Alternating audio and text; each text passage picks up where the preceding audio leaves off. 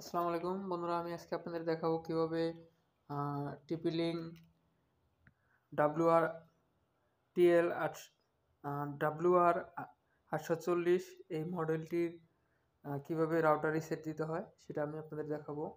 এর জন্য আপনাকে রাউটারের এই যে পেছনে থাকা WPS রিসেট বাটনটি আপনাকে পাওয়ার কানেকশন দিয়ে 10 সেকেন্ড চেপে ধরে রাখতে হবে।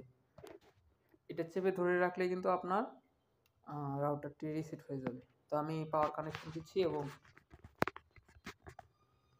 10 সেকেন্ড চেপে ধরে রাউটারটি রিসেট করে দিচ্ছি।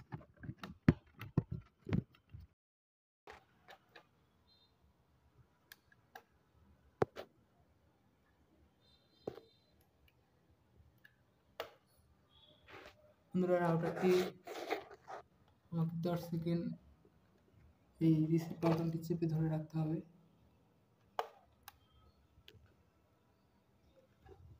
রিসেট বাটন চেপে ধরলে এইখানে আপনার এলইডিগুলো এগুলো তখন ব্লিঙ্কিং করবে সবগুলো। এই দেখেন এখন কিন্তু সবগুলাই জ্বলতেছে, নিভতেছে।